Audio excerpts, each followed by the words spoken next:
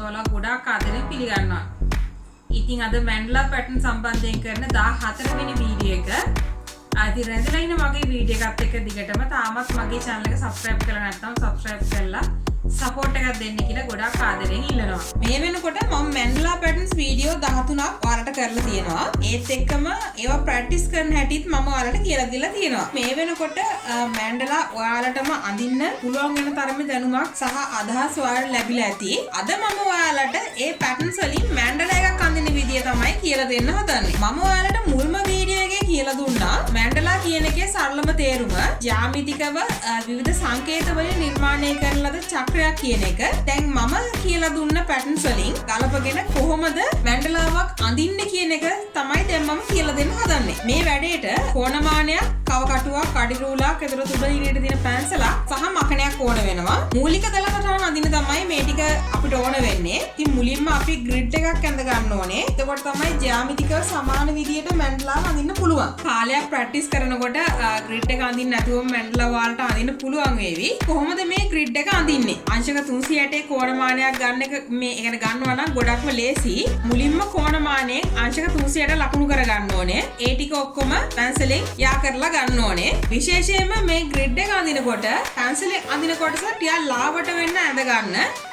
එතකොට ඊට පස්සේ අපිට ඒක මකලා දාන්න ලේසි. තදට ඇඳොත් එහෙම ටිකක් අර පැන්සල් පාර හිටින්න පුළුවන්. අපි මුලින්ම ග්‍රිඩ් එකක් ඇඳගමු.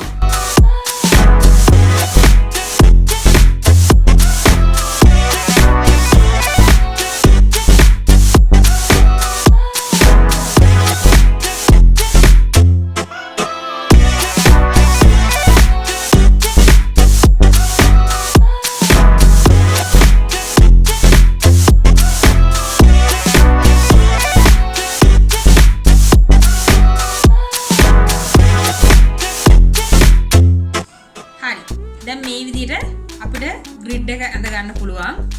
ඔයාලට පේනවා ඇති මෙතන ලයින්ස් මාක් වෙලා තියෙනවා. මෙතන මේ කෑලි ගන්න ඔයගලන්ට කැමති විදිහට ගන්න පුළුවන්. මම මේකේ සම්පූර්ණ මේ ඒ කියන්නේ අංශ 360ටම ලකුණු කරපු කෑලි ඔක්කොම ටික මම මේකේ මාක් කරලා ගත්තා. හොඳට මතක තියාගන්න මේක අපේ මැන්ඩලාව අඳින්න ගන්න කටු සටහනක් විතරයි. ඒ නිසා මේක අඳිනකොට අපි ගොඩාක්ම පැන්සල ලාවට තමයි අඳින්න ඕනේ. මොකද මේ ටික අපි මකලා දානවා ඊට පස්සේ. ඊට පස්සේ මැන්ඩලාවට ගන්න බලාපොරොත්තු වෙන පැටර්න්ස් ටික තෝරගෙන ඒක පිළිවෙලකට ගලප ගන්න ඕනේ. ඊට පස්සේ ඒ පැටර්න්ස් මොන සයිස් එකකටද ඕනේ කියලා ඊට පස්සේ තීරණය කරන්න ඕනේ. කෝණමානයෙන් ඇඳපු මේ ග්‍රිඩ් එකේ අවශ්‍ය ප්‍රමාණයන් වලට කව කට්ටෙන් අපි ඒ රවුම් ඇඳ ගන්න ඕනේ. ඊට පස්සේ සැලසුම් කරපු විදියට ඒ ඇඳගත්ත ග්‍රිඩ් එකේ මම කියලා දුන්න පැටර්න්ස් වලින් ඔයාලා තෝරාගත්තු පැටර්න්ස් ටික පිළිවෙලට අඳින්න තමයි තියෙන්නේ. හොඳටම ප්‍රැක්ටිස් කරාට පස්සේ ග්‍රිඩ් එක නැතුව ඩිසයින් එක අඳින්න පුළුවන්. තව දෙයක් තමයි අපි කව කට්ටේ රවුම් අඳිනකොට මේ මැද තුවාල වෙන්නේ නැති වෙන්න අඳින්න ඕනේ. කව කටේ ගොඩාක්ම මේකට හද කරන්න එපා. එතකොට මේ මෙතන මැද තුවාල වෙලා තන හිල්ලලා තියෙයි. මැන්ඩලා ග්‍රිඩ් ස්ටෙන්සිල් හැටියට ගන්න තියෙනවා. ඉතින් කැමති අයට තමන්ගේ වැඩේ පහසු වෙන්න ඒවා උනත් අරගෙන පාවිච්චි කරන්න පුළුවන්. අපි ඒ කියන්නේ ගොඩක් තවත් ඒ වගේම සැලකිලිමත් වෙන්න ඕන එකක් තමයි මැන්ඩලාවේ මැද කොටස.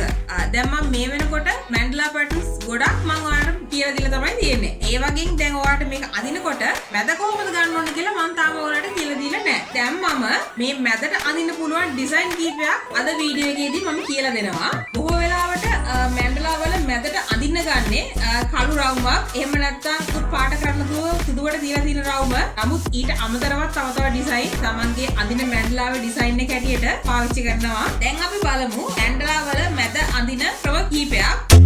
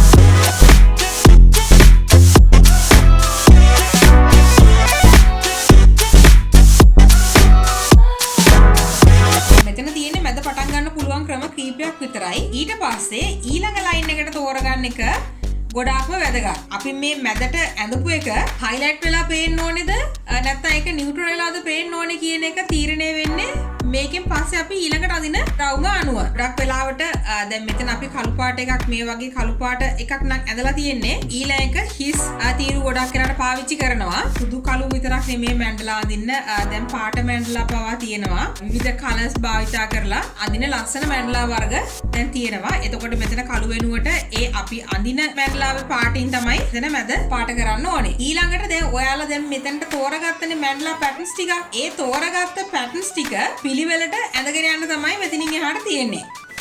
ඉතින් මුලින්ම අඳින මැන්ඩලා පැටර්න්ස් අඩු පැටර්න්ස් ප්‍රමාණයකින් පොඩි මැන්ඩලාවක් ඇඳලා බලන්න. අපි මේ අඳින මැන්ඩලාවේ පැටර්න්ස් එකකට එකක් ගලප ගන්න එක වගේම අඳින පැටර්න්ස් පැහැදිලිව පේන්න තියෙන්න ඕනේ. නැත්තම් එක ගොඩේ අපි පිළිවෙලට වගේ ඇඳොත් පැහැදිලි මැන්ඩලාවක් පේන්නේ නැහැ. මැන්ඩලාවේ මැද මේ විදිහට ඇඳලා පස්සේ ඉතිරි ටික අඳින්න පටන් ගන්නකොට සිම්පල් ඩිසයින් වලින් තමයි මුලින්ම පටන් ගන්න ඕනේ. සිම්පල් ඩිසයින් කියන එක අදහස් කරන්නේ දැන් මම අර මුලින්ම වීඩියෝස් වල ඔයාලට කිව්වේ මෙන්න මේ වගේ ඒවා ටිකක් සිම්පල් ඩිසයින්. මෙන්න මේ වගේ ඒවා මම ඔයාලට කියලා දෙනකොට පටන් ගත්තේ මුලින්ම සිම්පල් ඩිසයින් වලින්. ඊට පස්සේ ක්‍රමයෙන් ටික ටික ක්‍රියේටිව් ඩිසයින් වලට යන්න පුළුවන්. මෙන්න මේ වගේ ඒවා ඊට පස්සේ මෙන්න මේ වගේ ක්‍රියේටිව් ඩිසයින් වලට යන්න පුළුවන්. ක්‍රියේටිව් ඩිසයින් මැද්දෙන් උනත් මේ සිම්පල් ඩිසයින් එකතු කරන්න පුළුවන්. එතකොට අර මැන්ඩලා එකේ අර රෝ එක චුට්ටක් අඩු වෙනවා වගේ තත්ත්වයක් ගන්න පුළුවන්. ඔයාලගේ ක්‍රියේටිවිටි තත්ත්වය මත අද කියලා දුන්න කරුණුත් එක්ක මගේ කලින් වීඩියෝ වලින් කියලා දුන්න පැටර්න්ස් භාවිතා කරලා තනියම මැන්ඩලාවක් ඇඳලා